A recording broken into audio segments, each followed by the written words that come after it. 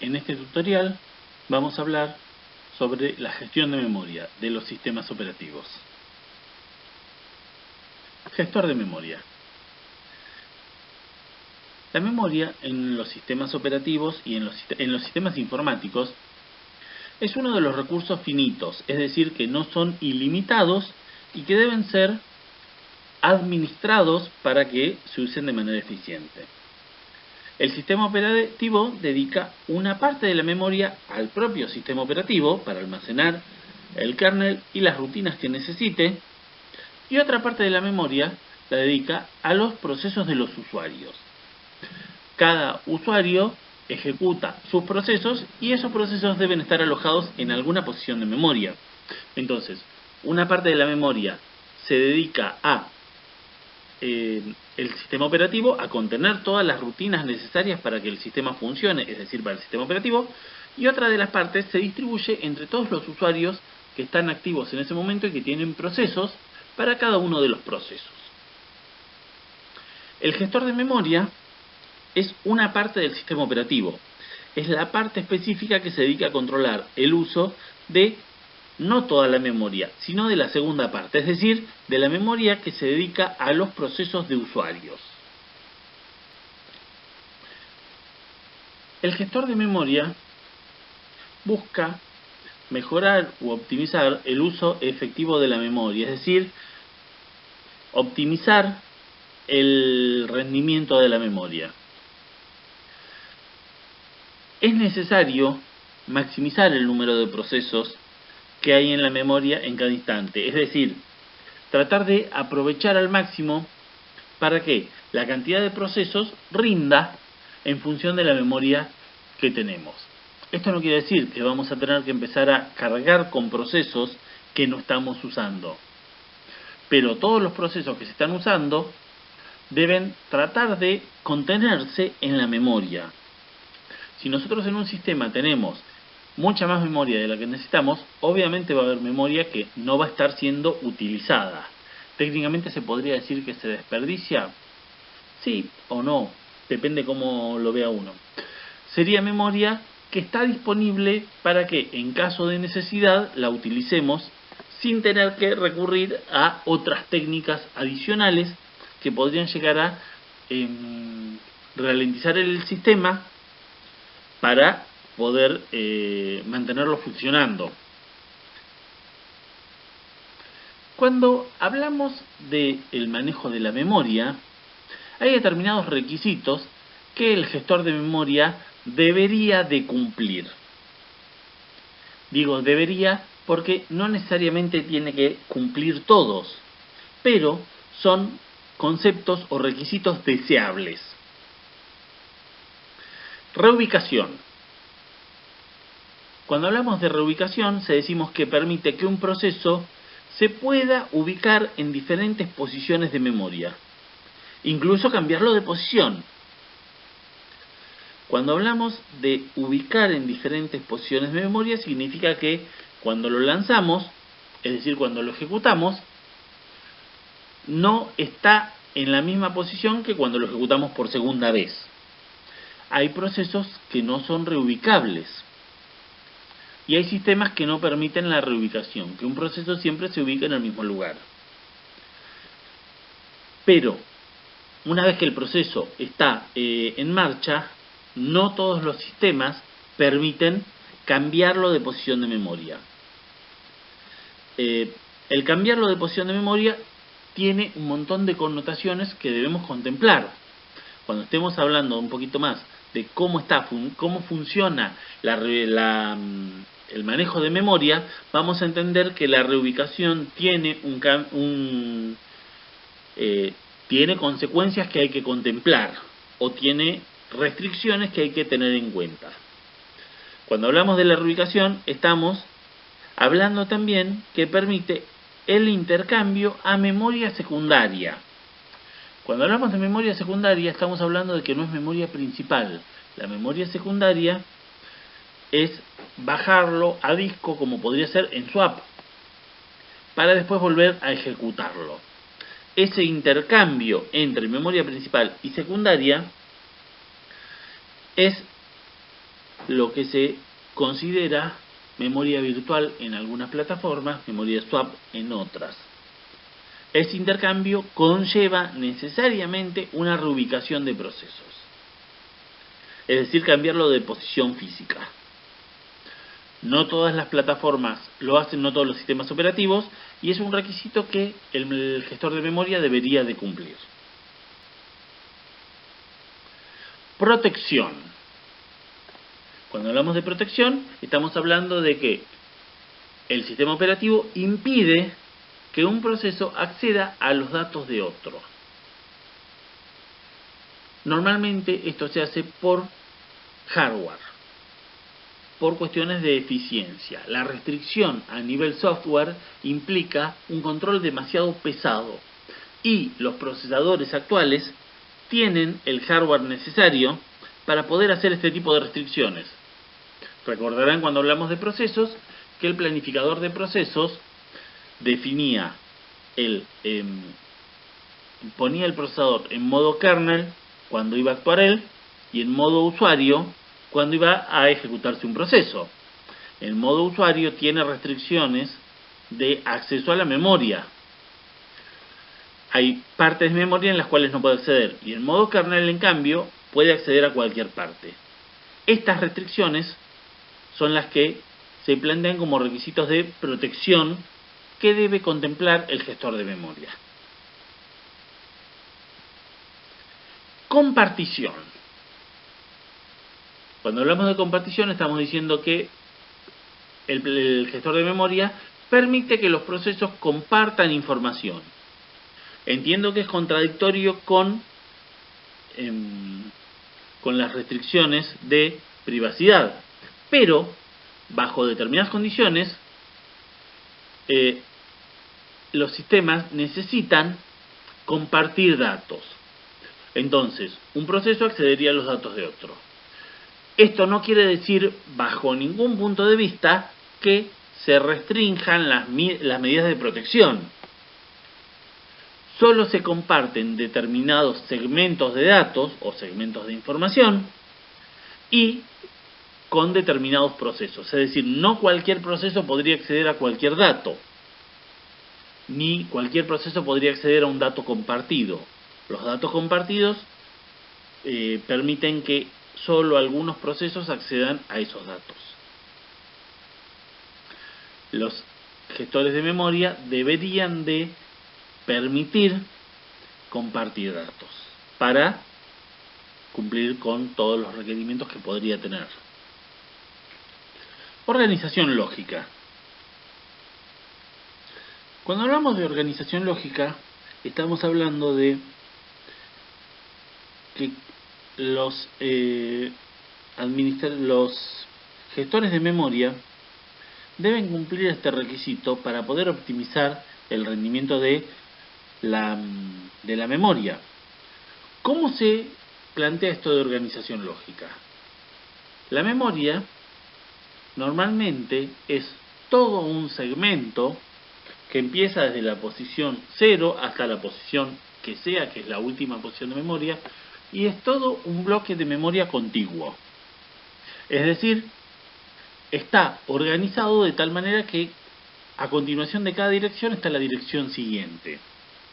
Y cuando nosotros necesitamos acceder, ese bloque de esas direcciones de memoria, podemos trabajarlas como un solo conjunto de memorias. Ahora bien, en la práctica no las trabajamos como un solo conjunto de memorias, porque necesitamos distribuirla. Para empezar, tenemos que distribuirla entre la memoria del sistema operativo y la memoria de procesos. Y a continuación debemos distribuirla entre los distintos procesos. Entonces debe haber una organización de la misma. Esa organización lógica es la que hace que el rendimiento de la misma sea adecuado. Por otro lado, es deseable proporcionar soporte a los programas que utilizan módulos. Es normal que los programas actualmente utilicen distintos módulos, es decir, usan bloques de memoria y en cada bloque de memoria cargan una librería o una rutina específica. y cuando necesitan acceder a esa rutina, la invocan directamente. Entonces, la programación se hace modular, así como en los sistemas operativos se hacía modular, en las aplicaciones también se hace modular. Entonces, trabajar con distintos bloques para cada uno de los módulos hace que sea más adecuado el funcionamiento. Por otro lado, si nosotros usamos memoria secundaria, también podemos bajar algún módulo y volverlo a subir cuando lo necesitamos. La segmentación es un método de los que mejor satisfacen a este requerimiento, al requerimiento de trabajar con distintos módulos. Otro de los requisitos que debe contemplar el gestor de memoria es la organización física. La memoria, si bien es todo un bloque, en la práctica pueden ser distintos segmentos y como no tenemos memoria ilimitada, esa memoria puede ser que esté fraccionada en distintas partes. Entonces el rendimiento haría que nosotros tengamos un proceso cortado en distintos lugares. Tenemos la primera parte de un proceso en un lugar y la otra parte del proceso en otro lugar.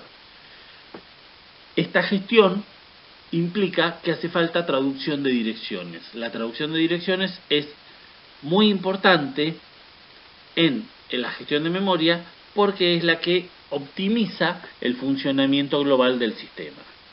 También debemos tener presente que existe un flujo de información entre la memoria principal y la secundaria. Ese flujo de información entre memoria principal y secundaria depende del estado de cada uno de los procesos y depende de los procesos que sean suspendidos o no. ¿Cuándo se suspenden? Depende de las políticas de planificación.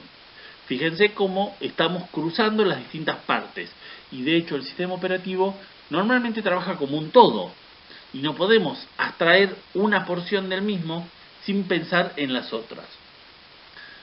Cuando estábamos hablando de procesos dijimos que la gestión de memoria era una parte importante y que es la que llevaba determinadas políticas de planificación de procesos. Hay políticas de planificación de memoria que dependen del estado de los procesos y hay políticas de planificación de procesos que dependen del estado de la memoria.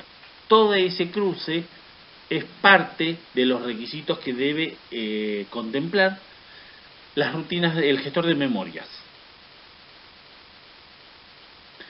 Sabiendo todos estos requisitos, podemos empezar a pensar un poquito más en cómo administrar la memoria. Pero antes necesitamos algunos conceptos más. Traducción de direcciones. El procesador, cuando va a ejecutar una instrucción, normalmente debe acceder a una posición de memoria.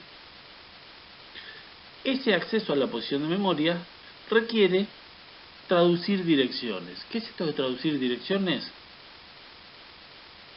Cuando necesita acceder a la dirección depende de en qué posición esté ubicado el proceso, en qué posición esté dentro del proceso la posición que quiere acceder, y esto requiere un cálculo.